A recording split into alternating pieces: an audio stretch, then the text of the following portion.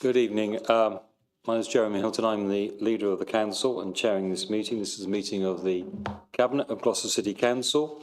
This meeting is being live streamed on the council's YouTube channel. The recording of the meeting will remain online for 4 years, and if you are present in the chamber, you are consented to appearing in the recording and broadcast, which may be used for training purposes. Before we get on to the formal agenda, I just want to make a short announcement in that those of you who attended Gloucester Day will know that Alan Meyer wasn't able to attend. He was in Gloucestershire Royal Hospital. I gather he was in intensive care at the time, and he's just sent a message through to us thanking people for their well wishes that he's been receiving, but also to say that he's now out of intensive care and he's confident he's on the road to recovery. So that's particularly good news for our town choir. And thanks to Stephanie for passing on that message to me. I've got apologies for absence. I'm expecting every member of the Cabinet to be here. Sarah, I think, might be stuck in traffic. I've been in council meeting with her all day, and she didn't give me indication that she's not turning up. So I haven't got any apologies. She's on her way. Okay. Declarations of interest. I don't think anybody's got any pecuniary interest. Oh, look. Item number 10. I periodically attend the county officer group that's mentioned in the report, but didn't have anything to do with writing it. Well, that's regarded as a personal interest, I take it. No, I'd asked them to declare it. Oh, declare it. Okay.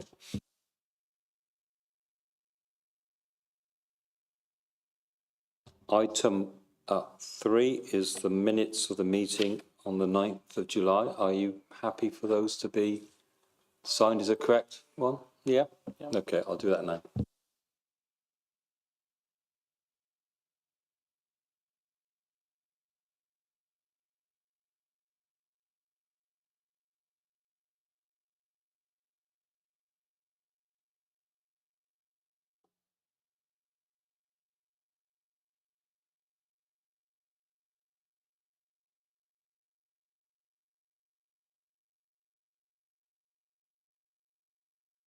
Next item on the agenda is public question time. We've had no notification and there's nobody here to ask those, so we'll move on.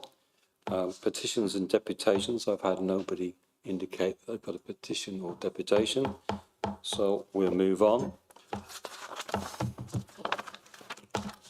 The next agenda item is item 6, leader and cabinet member question time. Councillor Gravell's is number 1, but he told me at Shah Hall he's not able to make it. So 1, 2, 3, there will be no supplementaries. Item 4 is Stephanie Chambers.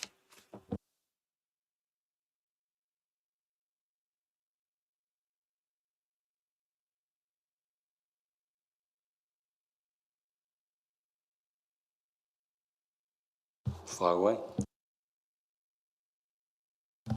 Thank you, Chair. My supplementary for question number 4 is that I'm a little bit confused about the answer, which states that there's £300,000 worth of works to make the building watertight, when a lot of effort went into the community arts transfer. The works were estimated as £50,000.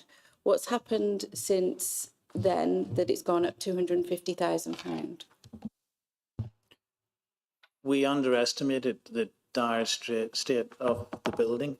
This was all done at the last days of the previous administration. I don't know if you know the full story of what happened at the club at Tuffley, but the previous tenant who was in there didn't leave the building in a very good state, to put it mildly. When we took over and had our own survey done on it, we found that if you read the papers, they said we estimated it'd be around about 50,000 to get it up and running. Ended up being about 300,000 because it was in such a bad condition, and in particular the roof. It hadn't been done properly the last time the repairs were done. And it sort of then gives us a problem in that that sort of money wasn't factored into the original deal, and we cannot proceed on the basis of spending that amount of putting in that amount of work to the building. We've tried to find other solutions with one church, such as using maybe part of the building or some kind of a different type of lease arrangement. But we now think that we can probably help them get funding from other sources. And I have a meeting with them next week to further that. So it's been quite tense over the last year as we've discovered the awful state that it was left in. But I think we're in a more positive relationship with them now, and I think we can make some progress. And it's really the key to it all, I think, is to help them get the funding, and then they can do the repairs. So that's what we will be aiming to do next week. But yeah, it hasn't been a very happy saga. Question number 5. Thank you for that, Declan. And yeah, my supplementary for question number 5 is, I think your answer is slightly misleading following some more information that's come to light recently, as in the issue with the figures were that the accounts were being done under a manual system because of the cyber incident, which was documented in the report. Now, these weren't finalised being entered until after we'd left the administration into the new financial system.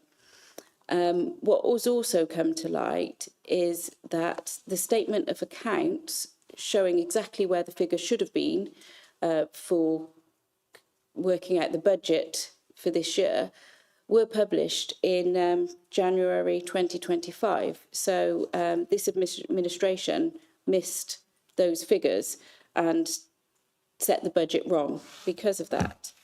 In response to that, the report also stated such issues such as in 8.1 that one of the cost-saving measures were going to be to suspending the apprenticeship programme and releasing temporary staff. Now, you state in your answer that it isn't normal practice to inform all employees about cabinet papers, but something that really contains such sensitive information as suspending the apprenticeship programme or releasing temporary staff, these things shouldn't be notified by a press report announcing and directing people to a cabinet paper. That is just wrong and unfair for all employees. And I understand that the apprenticeship programme wasn't going to affect those that were currently on it, but the report didn't state that. And that could have caused a great deal of upset for people that are in our organisation doing apprenticeships at the moment. And temporary staff thinking, well, when am I going to be released? That's not how a council should be communicating to people working hard for them. So again, do you not think it was wrong, and could you not apologise to those staff that maybe could have been upset just for a night until the meeting the next day, and they weren't able to answer questions and have their fears, what's the word? But they couldn't have been reassured of their positions. Well, I think the issue is that many cabinet papers can be misunderstood by members of staff, and it's not the first time. Often there's somebody reads something and doesn't fully understand it and makes assumptions. The cabinet paper was published on this deadline in order to make it to this evening. The group leaders were all provided with a full and comprehensive briefing ahead of the publication. And the next morning, staff were briefed on what the cabinet paper said. There's no immediate impact on any member of staff. The issue about apprentices was not finishing off people's apprenticeships before the time was due. It was about we might well have to not hire any new apprentices in the future. This is a serious problem in the council's finances, and it's related to the years 22, 23 and 23, 24. That's the final 2 years of the former Conservative administration. And you will recall that on a number of occasions, I was asking questions about when the accounts would be finalised, on the basis that it would, if they weren't finalised, it would make it very difficult for incoming administration to know exactly what the true figures and what the true accounts of accounts are. Our new head of finance has done an excellent job and thoroughly going through the accounts and particularly finalising the accounts that have gone online this last week for 23, 24. And it's her thorough investigations that finds that the former administration got its figures wrong, and that in actual fact there is a shortfall in the balances that we now have in the reserves of £1.5 million, and we're going to have to deal with that. So it's important to understand we were dealing with an issue related to the failure of the former administration, and whether that's down to not just political decision, but failure to present accounts on time. We're hoping the next job is that we complete the 24, 25 ones by the backstop date of February. That, of course, has been an issue that we've not been able to do that because we've been trying to clear out the previous year's accounts. That's the position, and I think we've gone through the right process. Item 6, Steph, you again.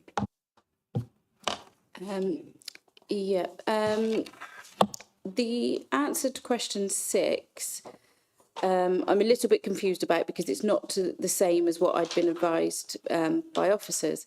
So I just wanted to check that. But when we left administration, there was an agreement for a sale with the buyer to put in planning application, and on that planning application being successful, if it was, we'd received £2 million, the council. So that would have been a significant amount of money for this council. Plus, I believe they cost something like 125,000 each year while they sit there empty to the authority. So that sale going through quicker would have been really beneficial to the authority and save this council a lot of money. So I'm not sure about the answer because, like I said, it's different, so I'll have to follow that up. But do you not think that that would have been really helpful and plugged the gap? And the gap being, like I said, we didn't enter all the manual accounts into the system. That went into a new financial system. So the error fell over both parts of our administration. And looking into it, like I said before, the statement of accounts showed the accurate figures in January 25. So there should be no adjustments to the outturn, because those figures should have been included in the budget report that we all set the budget off. So the statement of accounts, I've been advised, published with the correct figures in January 2025 that went to audit and governance, and that was missed and not put in the budget because the budget process had already started. So there are two things there. One, we could have been setting a more accurate budget. The questions related to the sale of Herbert Kimberley and Philpotts warehouse are not related to the accounts. So can we stick to accounts? What I'll ask is Andy Hearn to just give you a briefing on where we are with the proposed sale of HKP. My question there was because that would have been £2 million, which would have left any shortfall. So my question is, had that not, if that had been gone through like it was set to when we left administration, that would have plugged that gap. But also, it's a capital, it wouldn't affect the revenue budget, and the issue about the £1.5 million shortfall is the impact it's had on the revenue budget, a capital expenditure. It might have an impact if you get the £2 million. It might reduce your borrowing, that the council overall borrowing, and that might have an impact. But the £2 million could not be offset against what is a deficit on the revenue budget. But let's go back to HKP. No, hang on, sorry, let me finish, because there's 350,000 a year spent on just keeping those open, plus the borrowing and reducing the capital borrowing budget. But my question isn't in relation to HKP. Okay, no, it's about the gap it would have filled. We've got a question. You're asking, giving a speech. Giving a speech now, and let's get back to the point about the sale of HKP and where we are with it. And, you know, you can't sell something if you haven't got a buyer ready to buy, and there are issues to do with HKP. So if you'd like to switch your mic off, then I'll let Andy Hearn to just brief us, because I think he's best placed to do it, on what the situation is with Herbert Kimberley and Philpott's warehouse at this point in time. Thank you, through you, Chair. Yeah, just for clarity as well, as the answer says, the actual legal assignment, the agreement, hasn't actually been signed yet. So we are still in legal proceedings to put that formal agreement in place. And it is precedented on a successful planning application. So the buyer in question has gone through a pre-application stage. So that has happened. They've had feedback from the planning department. And up until this point, they have now spent the last 3 months assessing the feedback that's come through the pre-app. They've been engaging with me directly over the past 4 to 5 weeks specifically, positive engagement on how best to take this forward. But it's probably just worth saying that because of the complexity of the building, it's a heritage building for one, so the design standards on it are slightly different. Plus, the use that we're trying to get with it is also quite complex. So it's not an easy application for them to go through, which is why the application itself will take slightly longer. So there is positive communications on it, confident that it will continue to remain positive. But at this point in time, it's going through the relevant planning process. Do you have a supplementary on question 7? That's to do with St Oswald's and others. Yes, I do. So in regards to St Oswald's, in regards to all of them, really, I'd like to know sort of 2 things. Really, they're planning, but the 2 things I'd like to know are, is everything being done that is possible to encourage these areas to be built out, for them to get a move on and get them built out ASAP? Because the more houses we've got for our residents, plus we're going to get council tax from those, so it's going to help the income for this city. But secondly, I just wanted to know, with St Oswald's, is the £2 million brownfield fund protected and it's not expired? I think that definitely the £2 million is protected. We know that Rooftop Housing has had a public consultation about their latest plans, and they are different. So we're expecting a formal planning application, I think, in the next few weeks, certainly would hope before the end of this year. We know that the Great Western Road planning application has been approved, and we've agreed to change the red tape that was there before, so that Bromford can do the southern section and build the additional 85 affordable homes, which they've got funding from Homes England. As far as Snow Cape was concerned, that was agreed at the July council meeting. Planning permission's been delivered. I think Bromford could be regarded as a quality housing association, and I'm sure they will get on and deliver that development. It's only in their own interest to develop it as quick as possible. It's not one that's going to... It will affect the council's bank account, in that there is a contribution because of the transfer of some land, common land, which they are going to not only use that common land, but they're going to increase the common land and provide a reasonably good sum of money towards the council. So those are all progress. I don't think there's anything else to say, is there, Andrew?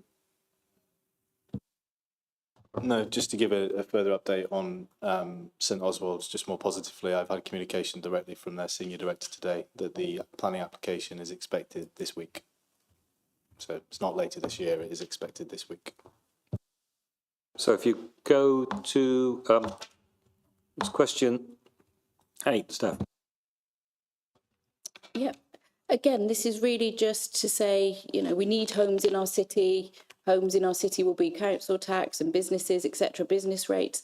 What is really being done to make sure these buildings are really being progressed, and what are we doing proactively as a council to work with developers, potential buyers, etc., to get, like, EDF is a huge site, and I understand that part of it's being used, but there are other areas. For instance, there's a whole block of apartments there that they're just sitting empty that they'd offered to us previously for doing things with. So I just wondered if anything's happening with that. We could do homes or temporary accommodation, etc. We did look at it before, but is it more viable now, etc.? Just what is being done proactively?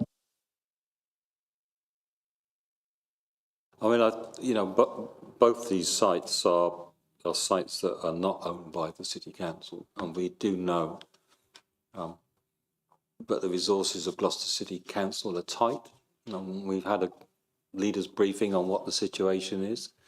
There is a capacity issue on the amount of projects that we can actually run at full speed at, but quite clearly we're keeping a close eye on these applications. We'll work and collaborate with the owners of these sites when plans are coming forward, and if there's any need for pre-application discussions. I think the ecclesiastical ones can be done without planning consent, so they've got to get a move on themselves. The market forces will also have an impact on, what the cost is to refit a place, and what the market rents or market value of selling properties will be. That's always something, but it's not. These are not projects that are specifically ones for the city council to take forward, other than as a local planning authority and to give support. I say there is a limit to the amount of human capacity within the city council, and the biggest job at the moment is finishing off the Forum project.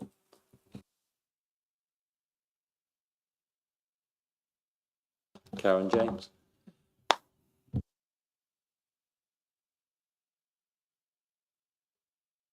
Thank you, Chair. I would just like a reassurance from the Chair that the inquiry into the financial situation on the council will take in the points raised by Councillor Pullen in his initial letter, and also would like an idea of the timetable for the inquiry. Well, we're going to move a recommendation this evening from the Cabinet to instigate that inquiry. There we are, and we will want to do that inquiry as quick as possible and focus in on the 2 years of where the problem lies, the last 2 years, the former administration, because that's where the money has gone missing as such. We've also got to make sure that in doing so, we don't overload the finance team that we've got at the City Council in preparing the 24-25 final accounts. Is it 24-25? Yeah. So the last thing I would want to do is overload it and then find that Declan comes to me and says we can't complete on the backstop in February. The most important thing is we've got to do the backstop, but we'll try and make sure that the inquiry happens as quick as possible, and I'll be discussing with officers exactly how that can be done once we've agreed the recommendations which are going to be added to the finance paper. We'll be making a cabinet decision. It doesn't need to come to full council, but I'll read it out later on for you.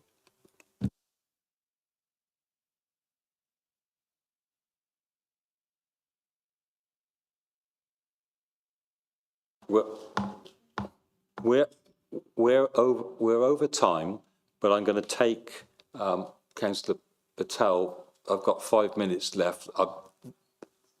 What I've effectively done is the fact that we've got no public questions here. I'm using up their time to accommodate the questions we've got from members. But if you'd like to come to the table and we go through as quick as possible.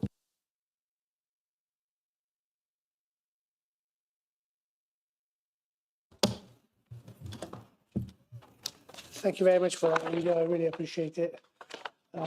Supplementary question on number 10. On question number 10. I note that there's been a £30,000 spent so far with the consultants and a further £30,000 at a later date. That's a figure of £60,000.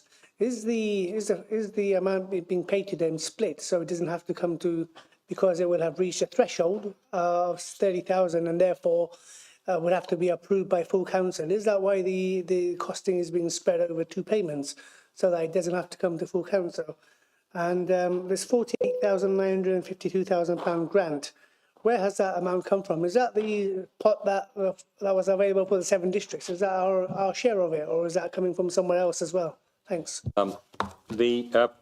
Quite easy to explain that the first £30,000 was to ask the Lines Review to review the Greater Gloucester proposal on the basis whether it had any legs and whether it was going to be worthwhile spending more time on and officer time on developing. The second 30,000 is to develop that plan to the point where it's finalised and is ready possibly to go to the government as a bid. We're also quite clearly working with the other 7 district councils. The government was asked for about 3.6 million and they were very generous and offered us £266,000. £100,000 was done on the Kratos consultation, which I know some of us participated in. I'm not sure whether it's achieved much in providing information that helps on the local government review. And the £166,000, and we've held back £20,000 as a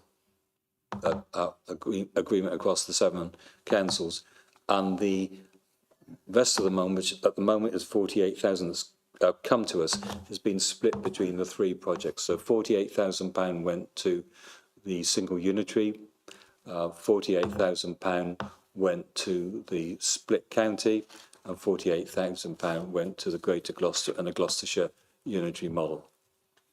And the figures, what it's costing us, because those figures are also including VAT, which this local authority can claim back. So effectively, we've probably done this at a cost of £6,000. And I can tell you the county council has spent a fortune on local government reorganisation in its hundreds of thousands. We've done a really good job, which is probably why we should have a Greater Gloucester Council, because we're very good at doing these things. Because Gloucester councillors are quite clever. Question 11. I see there's a council tax arrears totalling £5.8 million over 3 years.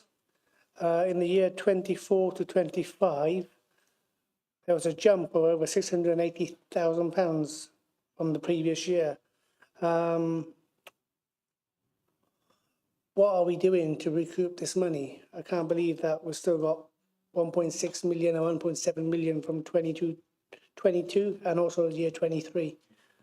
Especially when the council is in the position we are in financially, we need to be going after every single penny. Right. First of all, as regards these numbers, first thing to point out is that only 10.5% of that refers to us. This is for the County Council, the Police and Crime Commissioner. That's for everybody.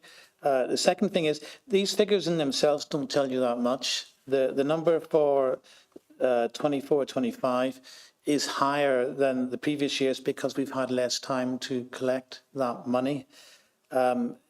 What's a better measure is our council tax collection rate.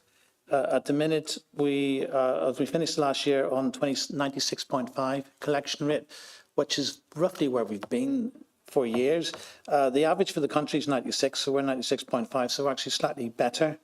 I had a look at the other districts in the county. Couldn't find Tewkesbury, but with the rest of them, their collection rates have actually decreased slightly, so we're doing better. I think also a better measure is we do mention that there was a reduction of 1,031 cases in arrears. These are cases that go all the way back to 1993. They're statutory debts, so we can't write them off. But in 23-24, we were dealing with 10,500, but in 24-25, we're dealing with 9,460. So that was quite an improvement. So we actually are improving it. So our collection rate is roughly on target, I think, to get to 96.5%, which is quite good. I think what you need to remember is that we're not a company that wants to sell you credit. They'll do credit checks, etc. Obviously, we can't do that because, householders have to pay, are obliged to pay council tax irrespective of their good credit risks or not. So that would include people who are not. The fact that we've got 96, roughly about 96.5 collection rate is quite good. But having said that, I would always be interested in making sure that people who genuinely do get into difficulties, that we would always be sympathetic and we would do as much as we could to help them. Also worth pointing out that the debt that we have for 24-25, that will include people we'll ultimately come to settlements with, and they can pay off the debt in installments, but it'll still be there as overdue. So the number itself, you will always get the most recent year will be the highest numbers, simply because there hasn't been as much time to go through all those legal processes. So it's a figure in itself. It doesn't tell you that much. But then council tax can be quite complex in how it's reported. We really are over time. I'll give you one last question, Sergeant. If you've got any supplementaries, just wing them through other Chair. supplementaries, wing them through in writing. Yeah, number 12, no supplementary. I'd just like to put on record my thanks to the licensing team for the excellent job that they do. Really appreciate it. I know they're really under pressure, but the figures are not that bad as I was expecting, and that's testament to the team. Thank you very much. And question number 13, the last bullet point, £28,000 was council tax support was claimed fraudulently and will be recovered from the taxpayer. So that's suggesting that, and then further on it says the 5 cases were not prosecuted due to reasons of viability, etc., etc., and those involved were fined £70. Sadly, that £28,000 is coming from taxpayers' money then, and we're only recouping £350 out of that. What's the message we're sending out there to people? That we're a walkover, we're easy? That's the message it feels like we're sending out here. Thank you. Not quite. First of all, the 28,107 we are recovering. As regards the 5 cases were not prosecuted due to reasons of viability, we will be recovering those by instalment plans as well. So the message you send out is that if you commit fraud, we will ultimately recover that money. Thank you for attending the meeting.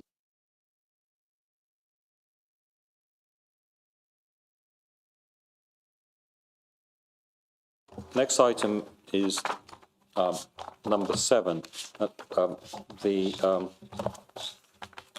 local government reorganisation. We will be taking this report to full council, and we will be debating it. The report basically covers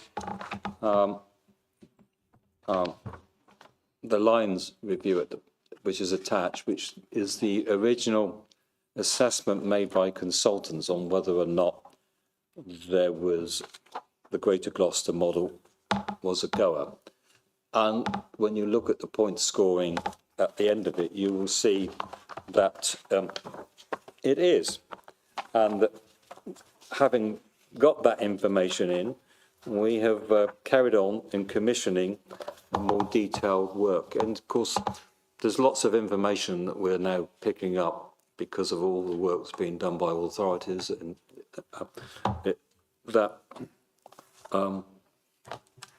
we're finding out the strengths and weaknesses of each option, and all these options are going to have their strengths and they're going to have their weaknesses.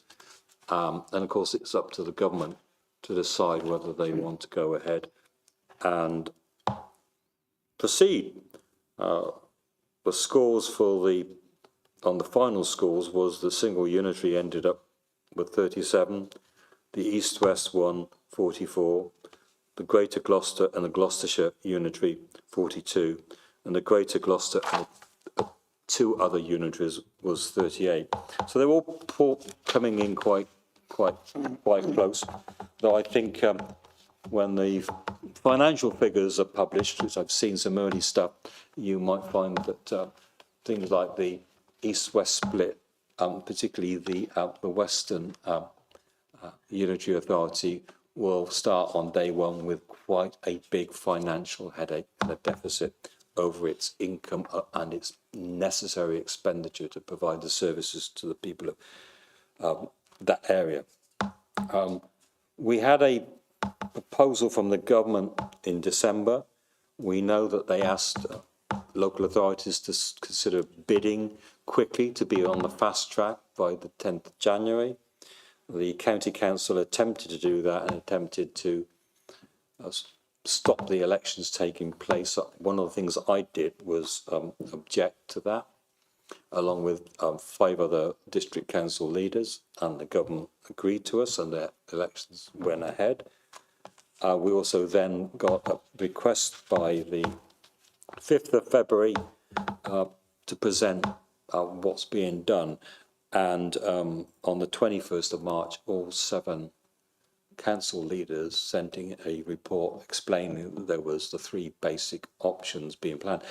Both the single unitary and the East-West one went in with a substantial basic report similar to the Lions View, but because we hadn't got to that point of considering the Greater Gloucester option, that didn't go in. But the letter went in.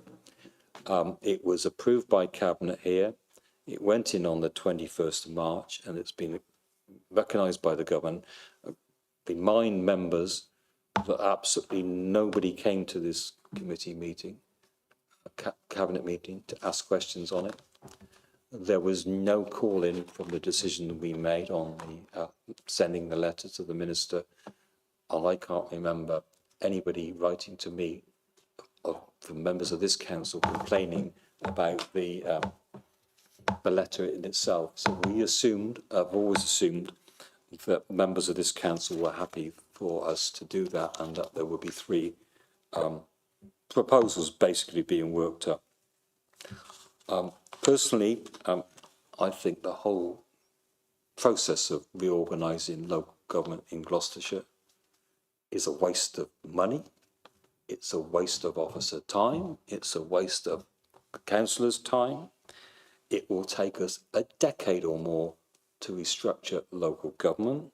Already we're seeing in the report that there could be £1 million bill to this council, which we don't have, just to carry out those processes to the point of handing over the services.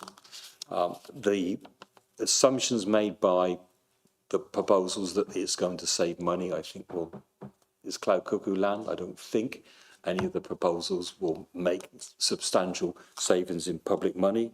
The energy that we're going to be spending on this is enormous, and it's been enormous. And managing director and me and other officers, I'm going to meetings every other week, every other day. I know members now are being offered briefing sessions, and it just seems something that is really not worthwhile, particularly on the basis that the City of Gloucester could lose its council for the first time in 542 years and end up with possibly a parish council that does nothing. The City Council does things in Gloucester. It's very successful in a lot of things it does. We've only got to look at the regeneration projects there. say, the county council, I think, has spent nearly £800,000 so far on working up the plans.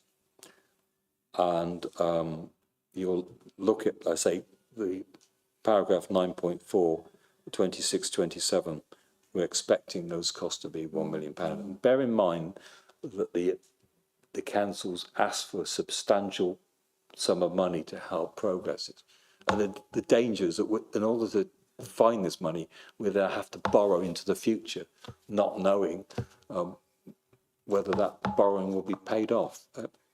The government, if it wants to reorganise its local government, should first of all, and we come up with the money to do it, and shouldn't be saddling local authorities with debt that they don't have, or problems that they don't have at the moment. If they want to do it, they should be fully funding this review, and they're not. And we know that those announcements were made by the former Deputy Prime Minister's team, that they hadn't really costed this project at all. We now have a new Secretary of State and a new local government minister. Whether there's any changes in this process or whatever, I don't know. We might get a more positive attitude from the government that benefits the City of Gloucester. It might be more negative, or it might be just neutral. We just don't know. But the recommendations are here, and there's just a minor amendment to 4 where I'm removing the word submit and or, so the proposals, submission of proposals support, just to tidy up some wording there, because we are picking up messages from the government that they're not sure whether it's the council that puts in a submission or it's the executive, and we're going to be finding out that. We're picking up noise from other places, and we need to make sure that whatever we do it properly and legally and within the rules that the government has set. And so I'm removing those words submit and -or on the final clause.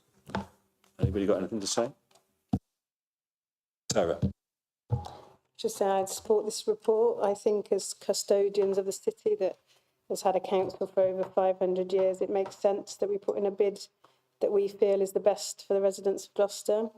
It's alongside the other 2 options, which are much larger, where Gloucester will become one of many and will lose the ability to make decisions about the future of our city.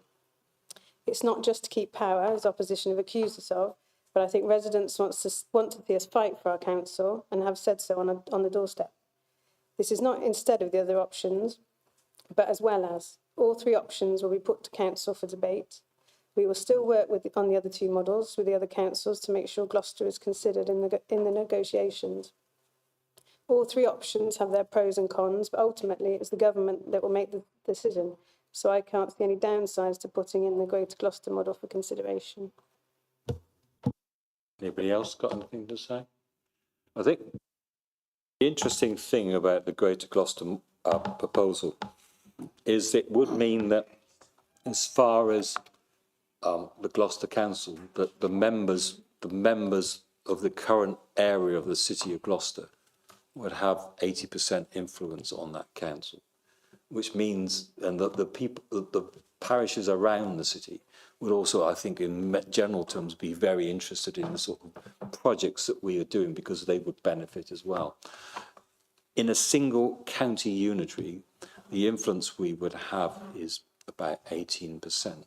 In other words, we would spend more time as councillors pleading with members from around the county to support projects in Gloucester, because we would not have that influence over them. And I think that's something to consider. Secondly, the Greater Gloucester model would mean that we probably retain 39 councillors or more for the City of Gloucester. Under the other 2 models, that would be cut to 20 unitary members, and as they review the fact that those councils were too big, we're likely to see that drop to 15. That would put a great deal of pressure on the members that serve this area, and we know how important it is. With 39 members, we're still overloaded in dealing with the work, casework and everything else in the city. So in democratic terms, the Greater Gloucester model gives the citizens of Gloucester and the councillors of Gloucester more influence about what happens in our own home, rather than rely on people from outside to agree to what we want to do. Anybody else? No? Are we happy to agree with this minor amendment? Thank you.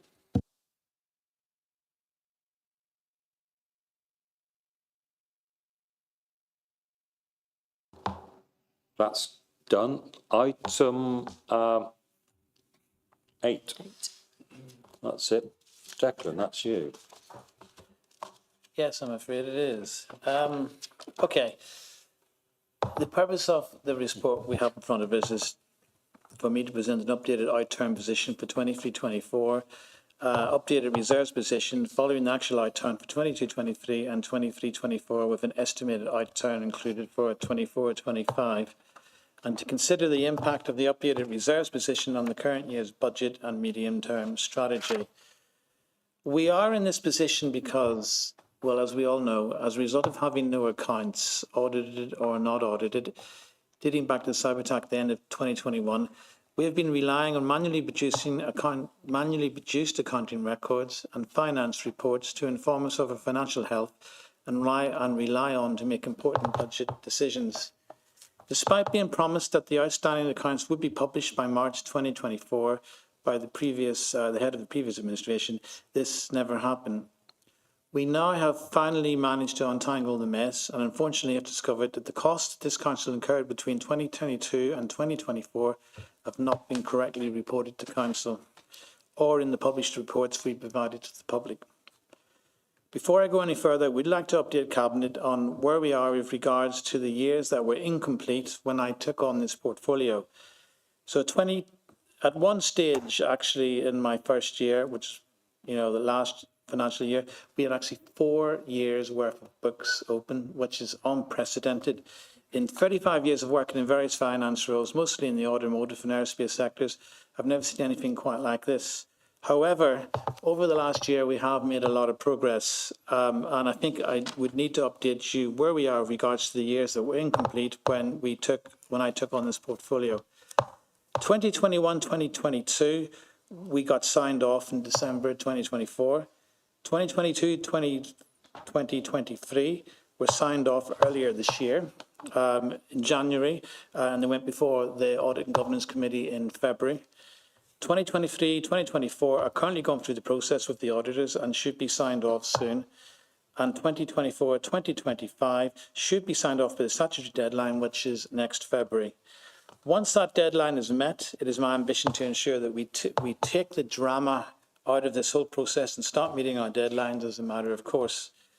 I would like to acknowledge the effort and hard work of our finance team, who have been working very hard and under extreme pressure to get to this point. In particular, our new head of finance, Alison Turner, and her deputy, Hadrian Walters, who have been working exceptionally hard under enormous pressure. The report, where we are actually at this moment in time is that we have roughly 1.5 million less in reserves than we thought that we had when we set the budget last year.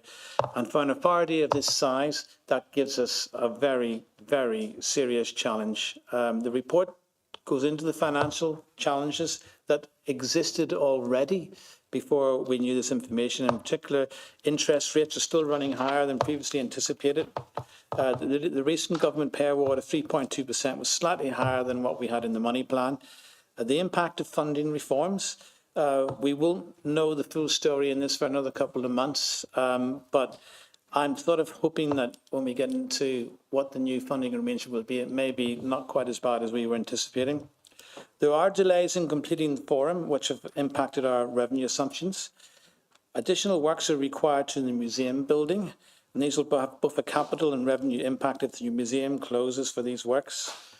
As Jeremy has already mentioned, the cost of devolution and local government reform proposals, and what we're talking about here is not the work that we're doing at the minute on the Greater Gloucester model or anything like that. It's the transition and implementation costs, which will not be covered by additional grant funding. And we are told to expect at least £1 million from each council in the cost of this. That is a phenomenal amount of money, and that will apply irrespective of what the final decision is. Asset management, there's lower income from Longsmith Car Park as the upper floors are closed, and ensuring the delivery of savings already budgeted for in the money plan. And finally, the impact of delivering new corporate plan priorities. The report then goes on to talk about actions that we will need to do to increase reserves in 2025-26 onwards. We must increase our general fund balances. We cannot have a negative balance there. So we must deliver in the savings already in the plan. We will look at recruitment. And sadly, we will have to increase car park charges by inflation. We did decide to freeze those in the budget, and we've had them frozen since 2023, but it will be a modest inflation increase, so it will be relatively small. But unfortunately, in the situation that we have, I can't see that we have any other choice. We will review all fees and charges. We'll review all non-essential spend, and we will look at the scope of the UPGO contract and see if there are any other savings to be found there. Officers have commissioned an asset management review to develop a higher income generating profile. We will revisit the business plans for the Guildhall Museum and Blackfriars. Finally, I should say that as regards the actions, we need a change in mindset in this council. This hasn't been the best behaved council that I've been part of. Now we're into a situation where we have to start working together, all parties. We must cooperate. We've got a sort of, I don't know, crisis is stronger word to use, but we have a huge financial challenge. And the only way we can get through this is if we all start cooperating with each other and start working together and doing what's best for the city and stop playing all the political games. And I hope that we can do that, because, you know, this is where we find out how serious we are as a council. If we can't deliver this, that's not an option. We have to deliver it. So that is where we are. So Cabinet tonight is asked to resolve to note the revised 2023-24 outturn, to note the actions underway, note the decision of the Managing Director to increase the car park charges from the 1st of November, to review and update the medium-term financial strategy for 2026-27 onwards, and to ask the General Purposes Committee to consider changes to the Constitution. I think you've got an amendment. Thank you, Declan. I just want to take the opportunity of also thanking the Finance Department, and particularly the new Head of Finance, for the work they've done in sorting out the accounts for 22, 23 and 23, 24. At least that's now been bottomed out, and that helps us move on forward, and we've just got to carry on. And the council needs to work in a very powerful business way, that we need to make sure that we take the tough decisions and we make the right decisions, and that we work collaboratively with all members of the council, and that we come forward with proposals which will really help the future of this council in the event of it not being changed. We never know what the government might do on that. But yeah, you pointed out the additional cost of £1 million. Can I repeat as well? This is not to do with capital projects or for the commercial projects. This is about the revenue budget of the council's services that it provides. The council has commercial estate, which it makes, has a running costs on that. It makes an income, and it does provide a surplus to the council to support the council tax. Just over £1 million in the last set of budgets, and we're hoping that we'll work hard to try and get that up. We've got an amendment from Sarah, and just to be sure, can you read it out exactly what it says? Thank you. Yeah, I'm proposing an amendment to this report. I would like to add a 6th and 7th bullet point to section 2.0 recommendations, and 2.1 Cabinet is asked to resolve. So point 6, that an independent inquiry be commissioned into the financial issues referred to within this report. with terms of reference to include 1. Identification of the root causes of the changing understanding of the council's financial position over the period referred to in this report. 2. An assessment of decision-making, governance and oversight arrangements in place during that period. 3. Recommendations to prevent reoccurrence and restore public and stakeholder confidence. 4. That a report be prepared with an implementation plan to come to Cabinet at the earliest opportunity. And then bullet point 7, separately to ask the Head of Paid Service to report on the capacity, capability and resilience of the finance team. Well, I'll second that, because we need a seconder. Does anybody want to comment on the amendment? Or are we happy with it? Yeah. Yep, I think that's important. I think it's important. You know, I did have an email from the Labour leader, and the deputy leaders mentioned this evening about inquiry. We do need to find out what went wrong and what procedures we might want to put in place to make sure that didn't happen again. But also, I think it's important that we review the capacity and capability and resilience of the finance team. It might well be that part of the problems of trying to finish off accounts and everything was that the team didn't have enough human capacity in it, and we'll find out through an inquiry. We do know that this council runs on a very lean service. I make a political point, that's 20 years of the Tories being in charge, and it wouldn't be the same case of we being in charge for 20 years. But we are a very lean council, and I think there are issues to do with capacity and the number of services where officers are working very hard, and if somebody gets taken ill or leaves and things like that, we find out that projects don't move us forward on time because of the capacity. But we're happy with the amendment. Are we happy with the report? Recommend it. Caroline. Yeah, I was getting a bit confused earlier with the questioning or statements really that Councillor Stephanie Chambers was making. She seemed to be suggesting that because we were keying accounts into a new accounting system in January, that we were somehow equally responsible for the £1.5 million overspend that occurred in 2023 and 2022 under the previous administration and wasn't accounted for. So, yeah, that's absolutely not the case. And to echo Councillor Wilson, it's now our responsibility, unfortunately, to get the council's finances out of this mess. But we're in no overall control, so it's actually everybody's responsibility. It's equally the responsibility of the other groups to work with us and make sure that they don't push through political agendas that are going to threaten the financial security of this council even further. We need to be working for the good of Gloucester, not for the good of our own interests. Here. Luke, did you want to say something?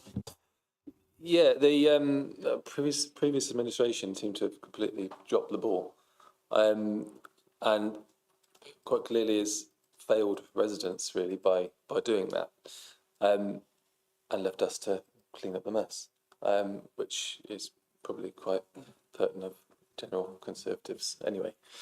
I welcome the independent review. I think that's critical, and part of what we were elected on was to be open and transparent, and I think by doing the review is exactly doing that. So yeah, we'll welcome it. Bastian. Thank you, Leader. I think one of the key issues with the previous administration, to echo some of the comments and expand on it, was that they only had 5 members in the cabinet. I think that that's too few for a city the size of Gloucester, and it compares very unfavourably with other nearby authorities who have more like 7 or 8 or even 9 in their cabinets. And I think you need the capacity, and I think that's shown by just how much we've achieved in our first year, but also the strong hand we have each on our individual portfolios. And Councillor Wilson mentioned in the report, that we'll need to look at each of our service areas. I'll have to look at Yubico and the contract. I've already talked to my team about things we can do to raise some money or save some money. And I think it's absolutely right. But I think that would only happen because you've got 7 really dedicated and effective cabinet members who are all on top of their brief. And I think that was a key failing in the previous administration. I'll agree with you on that, about the 5 members. I often would question them from the opposition benches, and I thought on many occasions that they were struggling to cope with the information that was coming in. I mean, all I know is that we're all extremely busy and we've got lots of things going on all the time and making decisions all the time. So I think the thought of trying to do it with a smaller number seems not a wise thing to do. I mean, because originally the Conservative cabinet was a bit bigger than that as well. I think it was, one time it was 6 and maybe even 7. But I think, you know, you need the capacity. You need the human capacity. Not only do you need the human capacity in members, but you also need human capacity and abilities and understanding of officers. And then you can deliver things. But if people are overstretched, then that's when things start to break down. And that's what's happened to a lot of public services. People made cuts in the services thinking nobody would notice. And then all of a sudden, 5 years down the road, it all starts to fall apart. Okay, we're happy with that report. Anyway, thanks.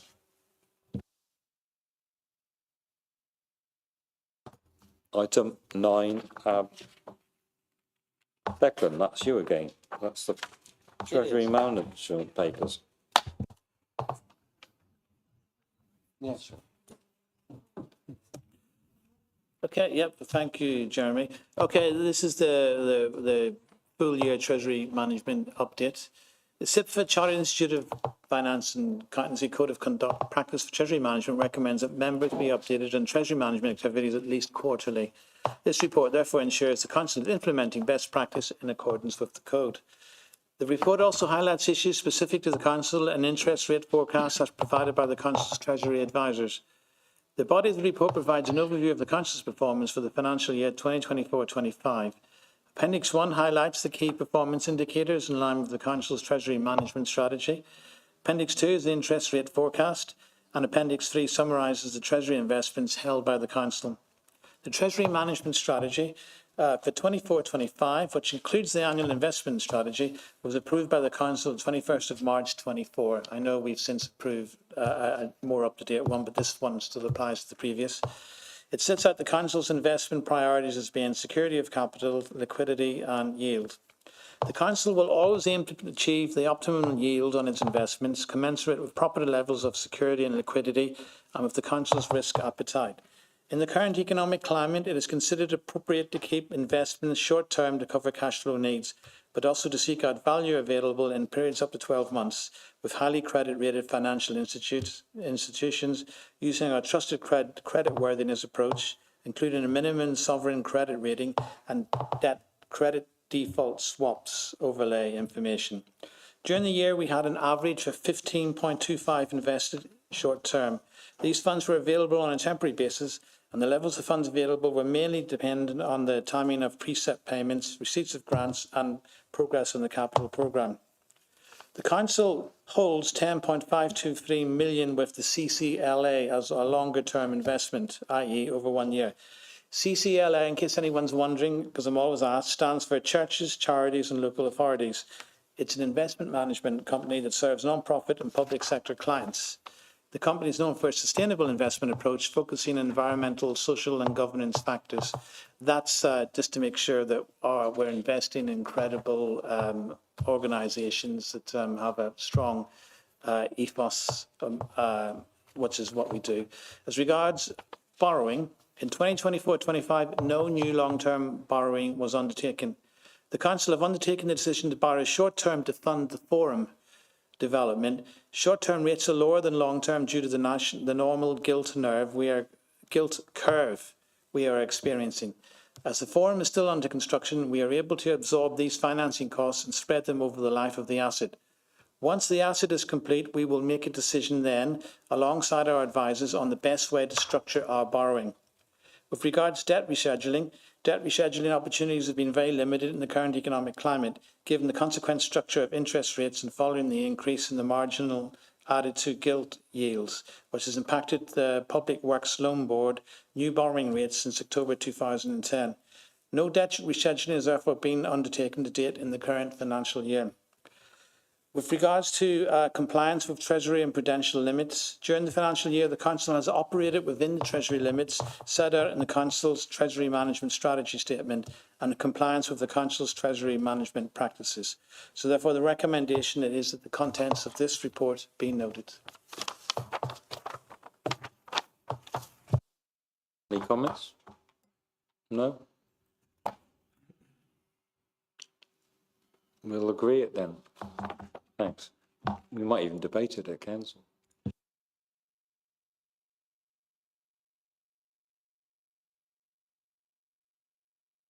Item number 10, that's Sarah, that's to do with Gypsy and Traveller update. Yeah. So the purpose of this report is to brief Cabinet on Gypsy and Traveller matters in the district and the wider county area. Cabinet is asked to note that Cabinet is asked to note 1, the GTAA and its recommendations. 2, the updates as set out in the report to the government's planning policy for traveller sites, the National Planning Policy Framework. Cabinet is also asked to resolve to 1, endorse the action plan for joint working, 2, share the action plan with the County Council, and 3, formally request the County Council work in partnership to release publicly owned land to address the needs of the traveller communities, and which will reduce health inequalities and enable the districts to meet their plan-making requirements. So reasons for the recommendation are: a recent call for sites has not yielded enough suitable sites to address the county-wide shortfall in pitches and plots. This poses a risk to the plan-making process and continues to negatively impact the traveller community across Gloucestershire. So just to give a bit of background on this report, the local planning authorities are required to assess and plan for the housing needs of all communities in their area, including Gypsy, Traveller and travelling show people. To establish how many pitches and plots to plan for the 6 districts of Gloucestershire produce the 6 districts of Gloucestershire produce the Gloucestershire Gypsy, Traveller and travelling show people accommodation assessment, GTAA. As you can see in the report, we fall short of this by some way. As part of the plan-making process for the Gloucester City Plan, it was established that there are currently no deliverable or developable sites to provide for the need within our area. Given the lack of sites in Gloucester, officers have been seeking support from neighbouring districts to address these needs under the duty to cooperate through the Gloucester City Plan Statement of Common Ground and the Gloucestershire Statement of Common Ground. A county-wide officer group, COG, was formed and in 2023 carried out a call for sites across the county, but none came forward. Since then, COG have been trying to work with the County Council. Whilst the district councils bear the responsibility for the identification and allocation of land for the communities, the County Council owns significantly more land and has an established traveller services team. It manages the 78 existing public pitches and has responsibility for health and education, but to date has not been willing to look for sites and work with us. The COG has since commissioned the assistance of Dr. Simon Ruston to formulate a path forward for joint working with the County Council. Dr. Ruston is a specialist planner, a member of the Royal Planning Institute, and he is an expert in planning for traveller communities. The action plan for joint working, which is authorised, is attached in Appendix 2, which you are being asked to note. So the risk of doing nothing and not finding these sites is it affects our plan-making process and our strategic local plan, which may get rejected on the grounds which would undermine the supply of all types of housing and reduce our ability to control development within our district. There is an increased risk of unauthorised encampments as the traveller population grows and safe, suitable locations are not provided for them. Whilst travelling is a cultural norm for many, the constant enforced movement and lack of safe places to stop can cause increased stress and anxiety for families and reduce opportunities to rest, access services or find employment. Racism, discrimination, hate crimes against the Gypsy, Roma and travelling community is widespread, and access to basic services such as health and education is extremely difficult. So to summarise, officers in our council are committed to finding the sites we need and have been working hard with other districts and the County Council, but to no avail. There is a new Lib Dem administration at County now, and I've already spoken to the Cabinet Member for Public Health, and he's agreed to meet me to discuss this Cabinet report. So I wanted to bring this report for a long time because officers in the county city have been working really hard. They really care about this community, and we feel very let down by the County Council and their lack of willing to help us meet our needs. So that's why I've wanted to bring this report today. Good. Anybody got any comments? No? Yeah, Rebecca. Yes, thank you, Sarah. I just want to thank the officers and Sarah for working really hard on this. I know it came once under my portfolio here on the city, and it was really frustrating. We kept on hitting a pretty much a wall over it, but I'm so pleased to hear that Sarah will be meeting with the Cabinet Member on the county to take this forward. So totally welcome this report today. Thank you. I can say that the County Council does have substantial land holdings across Gloucestershire.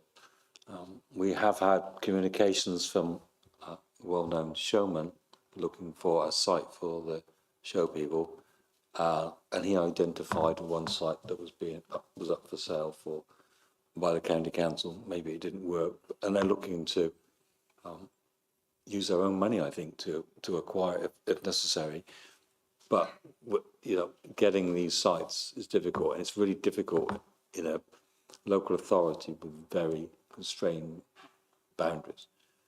That could change if we had a Greater Gloucester Council, because we'd have a lot more land around the city where we might be able to find a suitable pitch. I know another pitch was identified near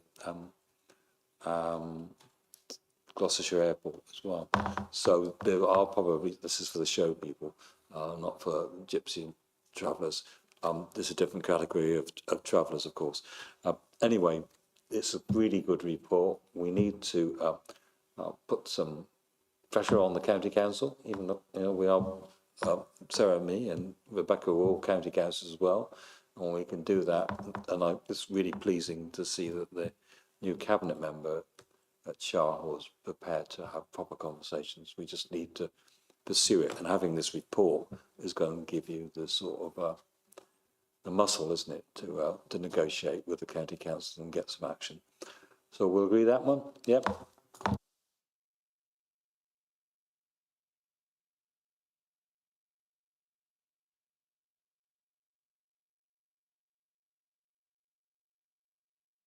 Item is item 11, and that's to do with the Community Infrastructure Levy allocations from the 14th of July 2025 meeting.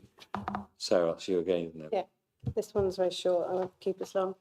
So Cabinet is asked to resolve that the decisions of the Still Joint Committee taken on the 14th of July are noted. The reason for this recommendation is that the Joint Still Committee terms of reference require the reporting of its decisions to the Cabinet for each authority. I'm pleased to say that Blackbridge Community Sports Hub was awarded £534,251 from the Gloucester pot of money, and also from Tewkesbury's pot, as the impacts of Blackbridge will reach areas such as Brockworth, Innsworth and Twigworth, which is part of the Tewkesbury Borough. I want to thank Tewkesbury Council for agreeing to do this. It is a much needed sports and community hub, which is community owned and community led in the heart of Podsmead in Gloucester, which will offer sports, leisure and wellbeing activities, as well as becoming the home of our youth work team. It is a key part of regenerating this part of Gloucester. This money is for phase 2 of the project, which will enable them to complete the pitch refurbishment and in drainage and things like that. Just to note, there were 2 other projects that were supported as well, one in Cheltenham, a waste depot, and one in Tewkesbury, a bridge replacement. The SIL works like this. There's an administrative charge, but 25% of the SIL income is neighbourhood funding, and that would go from the money raised in Gloucester goes to neighbourhoods, and we've used that, I think, in the city centre, haven't we? We're using that money for the whatever we call the engagement officers. Yeah, so we're using that money for the engagement officers. So that's the 25%, and then the 75% is a joint seal committee, and of that 75%, 25% is allocated to the district councils. That's what this money is. Another 75% of it is allocated to strategic authorities, which we're agreeing goes to the county council, and they're really keen to grab as much of this money, the 75% of the 75% for junction 10 of the M5. And I'm finding, I'm getting a point that's stuck in my diary for another meeting about that one as well. But this is money that comes directly from developments that take place in the area. So we're happy. Caroline, go on. Yeah, I was fortunate enough to be at the Blackbridge Community and Sports Hub last week when the Princess Royal visited and was shown around the facility.